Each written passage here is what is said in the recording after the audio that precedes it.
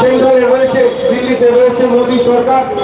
মোদীজি 14 ক্ষমতায় আসার পর 14 থেকে 24 এই 10 বছর সংসদের বিরোধীদের কণ্ঠস্বরকে আমরা যাকে রেখেছি সেটা হচ্ছে কল্যাণ ব্যানার্জির কণ্ঠস্বর। সংসদ চলাকালীন অবস্থায় মোদী অমিত শাহের বিরুদ্ধে বছরকে চোখ থেকে কথা বলার ব্যক্তি এই কল্যাণ ব্যানার্জি। 2009 থেকে 2014 উনি শ্রীরামপুর লোকসভা কেন্দ্রে যে ধরনের কাজ করেছেন, মানুষ মুখিয়ে আছে করে আশীর্বাদ দিয়ে চতুর্থবারের জন্য ওনাকে সংসদে পাঠাবার জন্য। আমরা ধন্য যে এই ধরনের একজন সাংসদকে আমাদের মধ্যে পেয়েছি। আমরা ধন্য ওনার ছত্রছায়ায় শ্রীরামপুর লোকসভার আন্ডারে জাঙ্গিপাড়া বিধানসভা তথা ফুলপুরা গ্রাম পঞ্চায়েতে বিভিন্ন কাজকর্মের ক্ষেত্রে আমরা কল্যাণ বন্দ্যোপাধ্যায়ের সহযোগিতা এবং সহমর্মিতা পেয়েছি। ওনার বিশেষ যে অভিজ্ঞতা সেগুলোকে আমরা কাজে লাগিয়েছি এবং আগামী দিন ওনার এই অভিজ্ঞতা এবং ওনার রাজনৈতিক প্রাজ্ঞতা, ওনার সহযোগিতা, ওনার আগিয়ে নিয়ে যাওয়ার, আমাদেরকে আগিয়ে নিয়ে যাওয়ার ক্ষমতা আগামী দিন আমাদেরকে আরো সমৃদ্ধ করবে। এটা কিন্তু মনে রাখতে হবে বন্ধু। এটা লোকসভা নির্বাচন, পূর্ববর্তী বক্তা বলেছেন এটা কোনো পঞ্চায়েত নির্বাচন নয়, এটা লোকসভা নির্বাচন, এটা দেশ গঠনের নির্বাচন। অনেকেই চারিদিকে বলে বেড়াচ্ছে মমতা বন্দ্যোপাধ্যায় 42টা আসনে প্রার্থী দিয়েছে, তো দেশ গঠন করবে কি করে? বন্ধু, মমতা বন্দ্যোপাধ্যায় এমন একটা রাজনৈতিক শক্তি, মমতা বন্দ্যোপাধ্যায়ের কণ্ঠ এমন একটি রাজনৈতিক কণ্ঠ, যে কণ্ঠ সারা ভারতবর্ষকে কাঁপিয়ে দিতে পারে।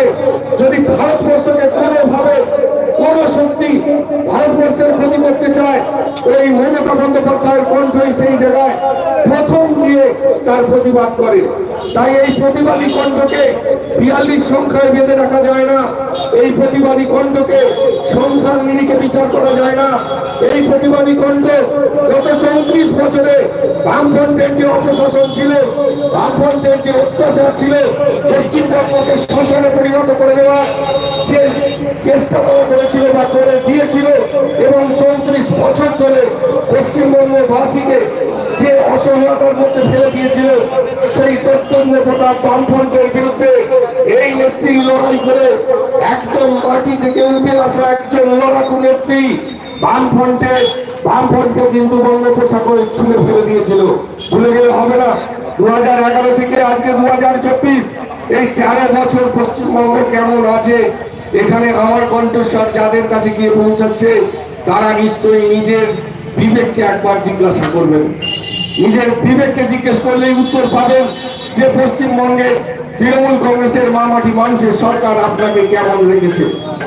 পশ্চিমবঙ্গে যেমন আপনি ভালো আছেন, ভারতে ভালো থাকবার জন্য, দেশের সংহতি বজায় রাখবার জন্য, দেশের সাম্প্রদায়িকতাকে রক্ষা করবার জন্য, ধর্ম নিরপেক্ষতাকে রক্ষা করবার জন্য এই মমতা বন্দ্যোপাধ্যায়ের মতো নেত্রীদের, মমতা বন্দ্যোপাধ্যায়দের মতো মানুষদের কিন্তু দিল্লিমুখী করানোটা আমাদের কাছে অত্যন্ত জরুরি।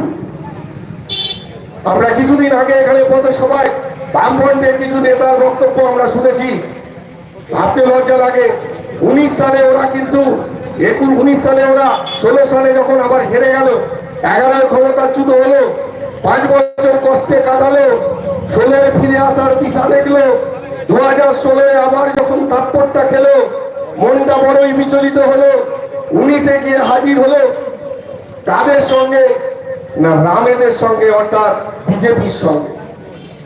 এই কণ্ঠস্বর যদি এই এলাকার কমিউনিস্ট বন্ধুদের কানে গিয়ে পৌঁছায়, একবার মূল্যায়ন করবেন বন্ধু। 19-এ যে ভোটটা আপনারা আপনাদের ভোটটা বিক্রি করে দিয়েছিলেন বিজেপির কাছে, নির্লজ্জের মতো বিজেপির কাছে নিজেদেরকে বিক্রি করে দিয়ে সারা বাংলায় বিজেপিকে 18টি আসন পাইয়ে দিয়ে গাছে উঠে বসেছিলেন, লোভে ছিলেন যে আগে বাম পরে বাম, 23-এ ফিরে আসবো, 2021-এ ফিরে আসবো। 2021-এর নির্বাচনে যখন আবার ওই হাওয়াই চটির চপ্পলের আঘাত পেলেন, ঘুমটা ভেঙে গেল। তাই আজ 2024-এ গুটি গুটি পায়ে বেরিয়ে পড়েছেন পাড়ায় পাড়ায়, পাড়ায় পাড়ায় বেরোচ্ছেন ভালো। ওই কমরেড বন্ধুদের বলবো, পাড়ায় বেরোন ঠিক আছে, শুধু মুসলিম কমিউনিটিগুলোতে ঘুরবেন না,